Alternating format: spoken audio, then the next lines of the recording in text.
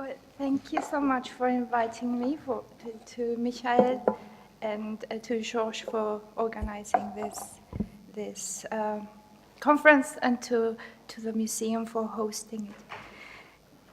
Well, this question of whether this selective adoption in the two sectors was a centralist policy or an exchange rate management strategy emerged from the fact that the state of the art in the mining sector in 16th century Mexico was quite advanced. Was state of the art.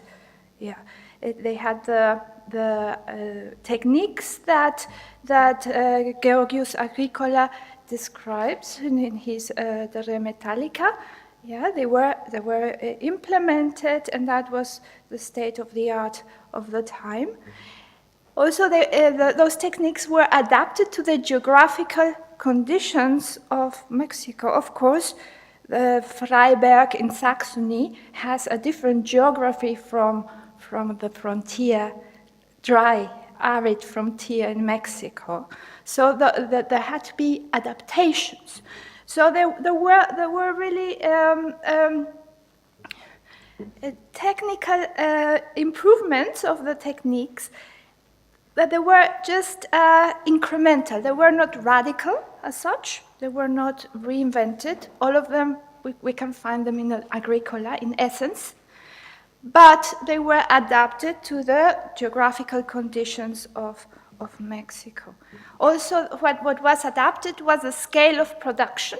Yeah, because the techniques described in Agricola were for smaller scales, right? Because production in Freiberg was smaller than the production in the mines of Mexico, and therefore the scale of production was much larger, and so the technology had to adapt to that larger scale, right? So we talk about incremental technological innovations. Yeah, the descriptions of those techniques we can find already in Alexander von Humboldt, his Essai politique, and those because basically the technology in mining didn't change much from the 16th till the end of the 17th, 18th century. It didn't change much. It remained mainly the same, right? But when we look at the 16th century, it was state of the art. Yeah. Now Peter Bakewell, yeah, basically drew on Humboldt in order to re-describe these techniques that were were carried out, that were practiced in colonial Mexico during the 16th century. But we find mainly the same many similarities between the Essai politique of Alexander von Humboldt and Peter Bakewell's mining in Zacatecas. His study was a local study of the town of Zacatecas, which was a mining town in Mexico. Yeah. So this is an example. This is from Agricola's De Re Metallica, and I'm showing this to you just to illustrate the type of adaptations that were done. Of course, there was in Freiberg, in Saxony, there was water. So water could be used in order to activate mechanical machines, basically. In this case, we have this water mill that activated this machinery that was designed to separate the residuals, stone and dirt residuals from the amalgam. So this wheel activated some paddles that moved, that moved around, and that shook the water, right? And that way the amalgam could be separated from the other residuals, yeah, that were not used, that were basically. It was necessary to separate these residuals at that stage in order to continue with the purification process of silver, right? And you could see that in this case, this is Agricole, and in Saxony, it was activated through hydraulic power because there were rivers. But Zacatecas is very dry. Yeah? And most of the Mexican territory is very dry. So there had to be adaptations of this hydraulic power, yes, and employ animal power in lieu. So there was an adaptation of this. Unfortunately, there are no illustrations of this. The wheel was replaced by mules that were circulating around the pole. Yes, and that activated, that delivered the mechanical activation in order to put this machine in action. Yeah. So this is just as an example. There were also the dimensions of this procedure were adapted to the scale of production. Yeah, and this here we see just. Small barrels, yeah, if you can see those barrels, where that was done at a huge scale, like ponds, basically the size of this carpet or larger, those barrels were replaced by ponds, actually ponds, and it was called this process that we know as tina, yeah.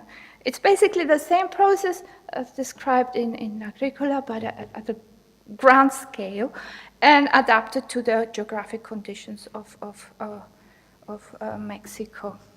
So now this point I found quite interesting, that minting in Mexico City started in as early as 1533. 35, and that technology remained medieval throughout the Habsburg period. Yes. So this, I'm talking about the Habsburg kings, not Maximilian. That's much later. There's a Habsburg, the House of Habsburg. Yes, the kings that ruled Spain till 1700. Okay, 1700, there was a transition from the Habsburg to the Bourbon in Spain. So I'm talking about the period during which the Habsburg kings ruled in Spain. So, that this minting technology throughout all that time remained medieval. Yeah. Coins were produced with hammers, by stamping them with hammers, the artisanal way. The coin mill had already been invented, yes, and it had already been adopted in the 1580s, in 1583, basically in Segovia, yes. In Spain, those coins were produced with a coin mill, yeah. But for some reason, in Mexico, that didn't happen. It was still, the technique was still medieval. Yeah. Now, this I found curious the fact also that it is when Humboldt describes the opposite situation at the beginning of the 19th century in Mexico, in respect to the state of the art of the minting and the mining sectors.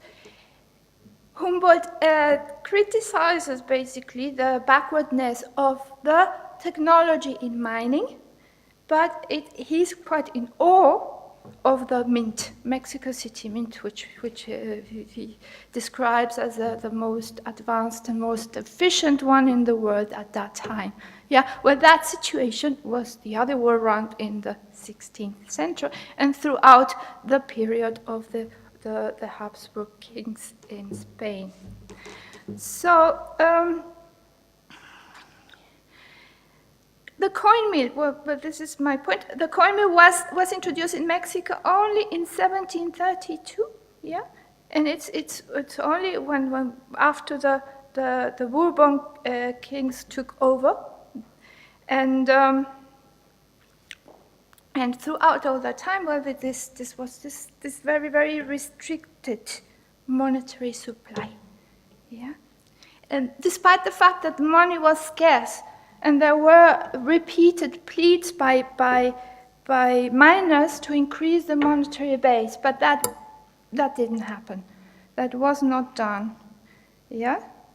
So there we can find many different explanations as to why these innovations that were already adopted in Spain were not introduced into Mexico or Peru. Mm-hmm. So the first explanation is based on institutional factors that described in Lisa Schell-Hoberman's work. She analyzed, she carried out more sociological analysis of the merchant classes in Mexico and of the mint too, because the merchants were linked to the mint, of course. So the mint was basically a monopoly by the merchants, and that monopoly was acquired by the sale of offices that the Habsburg kings carried out. The crown and that at that time sold offices. So those offices were basically owned by the merchants, and the merchants had huge networks. They were wholesalers. They traded with China, with Europe. So and they basically monopolized the mint. So this sale of offices, created this vertical hierarchy in the mint. It was very hierarchical, and there were very high barriers to entry due to the fact that people who had played a role in the mint had the right to have that role because they had bought the right to have a particular office in the mint. Now, the high offices in the mint were highly profitable. Yes, they delivered higher profits than mining itself. Yeah, without all the bother that mining implied. Yes, and this is when we look at from the point of view of return on capital.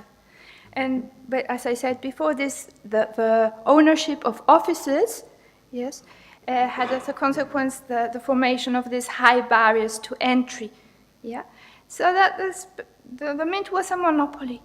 And as we know, monopolies are not incentivized to become more productive, and they produce at a lower level, yeah, than the market, than the one dictated by the market. Well, this is just one explanation, but there I found other issues that were pointing towards another theory, yeah. I put forward this theory that the technical innovation in minting was not necessary, given the characteristics, basically, of money demand. Yeah. Money demand was very idiosyncratic, basically. We have to differentiate in such a vast territory. We have to differentiate between two different types of populations. The sedentary ones, yeah, that were more used to trading, because there were pre-Hispanic means of exchange already before the Spaniards arrived in Mexico. There were already pre-Hispanic means of exchange, and so sedentary populations were used to trading and using means of exchange. Yes, so we have a monetary demand that can be exists in these sedentary populations, and then we have another type of money demand that applies to the nomadic populations. Yeah, because the Chichimeca Indians towards the north, they were not bothered about money. They were not interested in money because they didn't know. They were not used to it. It was not in their culture to trade and to use means of exchange. They were still hunters and gatherers, and so that we have two different approaches to money there. Yeah, and there was cultural reasons for that. So the exchange, that is one thing that we have to take into consideration. The second one, the exchange, there was an obvious exchange rate strategy carried out by merchants. Yeah, they were interested in safeguarding the exchange rate of the pesos against other currencies. Yeah, because it was the export commodity on one hand, but also the currency they used to pay for imports. So they were interested in keeping it at a certain level and not making it fluctuate too much. Because basically it is volatile. The economy, an economy driven by mining at that time was very volatile. Yes, there were ups and downs.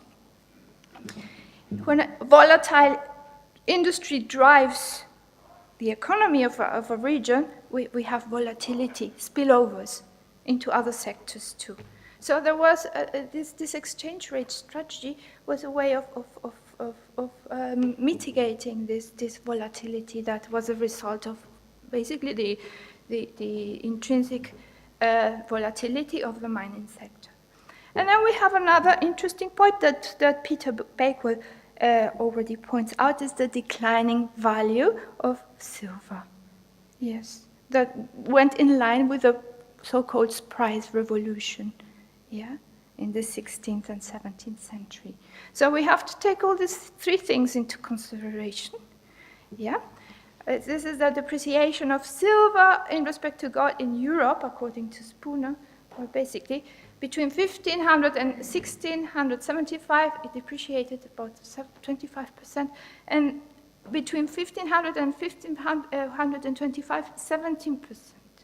Yeah, yeah. This 17% is part of that 25%, of course. But it was quite. I mean, for that time, it was quite a high depreciation. So what were merchants thinking at that time? Well, we have to safeguard also the price of our export. Yeah, so there has to be some regulation there in order to keep the value of silver from dropping even more. Yeah. So the merchants in do I still have time? Because I think 5 minutes. Okay, I have to hurry then. So we have the merchants. Yeah. It was an organic, basically, evolution of the roads. They started off just as aviadores that were just goods merchants, and then they expanded, they extended the role as rescatadores, which were basically silver merchants. And these merchants provided the miners with coins. Yeah. Coins were important for the miners because they paid the miners' salaries in specie, right? And they needed that, and also all the prices were rated in terms of specie. Yeah, and doing that anchored basically the level of prices and kept them from fluctuating above certain levels. So. The merchants supplied miners with currency on credit. Yes. The miners were due to repay that within a time frame of 40 to 50 days. Yes. And the merchant then received this bullion, and bullion had typically a higher degree of purity than the purity of the silver coins. Yes, so there was a surplus. Yes, that the merchant kept. It was about 11%. Yeah, that was a surplus, basically a profit for the merchant, plus 5% interest rate. Yeah, that was the given interest rate fixed on loans for the whole of the Spanish Empire at that time. So taking into consideration costs and minting charges, etc., the profit was about 15%. Yes, profit for the merchants. Yes, the miners used that service, which proved that it was more convenient for them to use this service than to bring the bullion to be minted all the way to Mexico City, 600 kilometers, yeah, in those very dangerous roads. So it was still, there was a market for it, yeah? So I'm going to go really quickly because I don't have much time left, right? Okay, it was just this last thing that I found it's the most interesting bit. It's a pity that I won't have time to talk much about it. So the miners complained about this discrepancy between the price of bullion and the price of coins. So there were continued pleas for the viceroy to do something about it. So it was decided that yes, something should be done about it. So without any further consideration, because this was a really obvious thing that wasn't going to work. But anyway, the royal essay, the essay was a place where the miners brought their silver in order to be taxed. Yeah, the role of the royal essay was expanded. Yes, and the viceroyalty decided that basically the government would take over the role of the merchants and just bring the coins to the wherever the localities and exchange the coins for bullion one by one. So 65 reales of bullion would be worth 65 reales of coin, right? So that was really it was acting against the market, basically.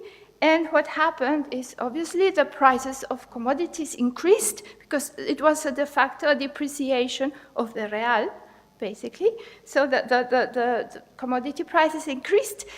As a consequence, the demand for money increased because people needed money to pay for the commodities that now had an increased price. Yes, and that exacerbated monetary scarcity. Also, the fact that the Real Ensayo was substituting the role of the merchants as the credit suppliers. Yes, so that the element of the credit was missing there also. So that exacerbated basically the monetary scarcity at that time. Yeah. So the plan didn't work. Yeah, bullion kept circulating. Yeah, unminted bullion kept circulating in order to make up for this scarcity of money. So it didn't work, and eventually this pragmatic was revoked. Mm-hmm. Also, a good point is that money had to be transported from one place to the other. Yes, and it was there were numerous attacks by Chichimeca Indians who were unhappy having the Spanish presence in their territory. They were not really interested in the money as such, but they just wanted to.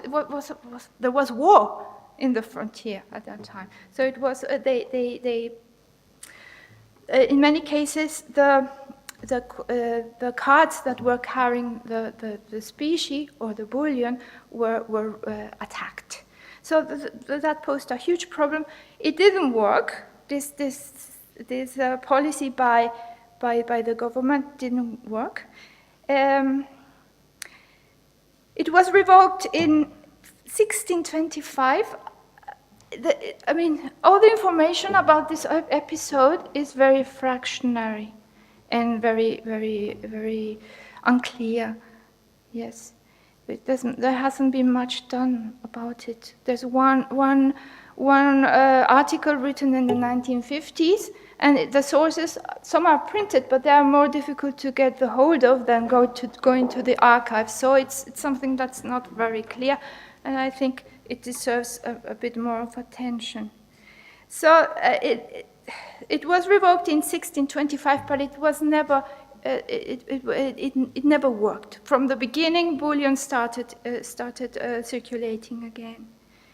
So my conclusions are: so the mint, it is true. I mean, part of the explanation can be put down to the monopoly status of the mint, yes. But the question remains still: did the Viceroyalty need a more productive mint? And I think it might. The answer might be no, and that's why a more productive mint was not introduced in the Viceroyalty. Yeah, because the monetary supply may have been appropriate given the conditions of the market. And this difference between the prices of bullion and specie acted as a buffer zone. The buffer zone within which the prices could fluctuate without affecting, yeah, the exchange rate of the real against other currencies, basically. And so this limited negotiability of bullion and currency in short supply was what controlled all this situation and this volatility. Also, the point that an overvalued currency was less likely to flow out, yeah, because that was a worry of the Spaniards at that time. Also, because the price of silver was declining, and if silver was going to flow out, it would happen what we call a terms of trade effect, yeah. That the price of the export commodity falls so much that overall revenues may drop too, yeah. But the question, I mean, as I said before, the information on this topic is rather fragmentary, and the question remains as to whether or not the merchants were manipulating the exchange rate. Thank you very much.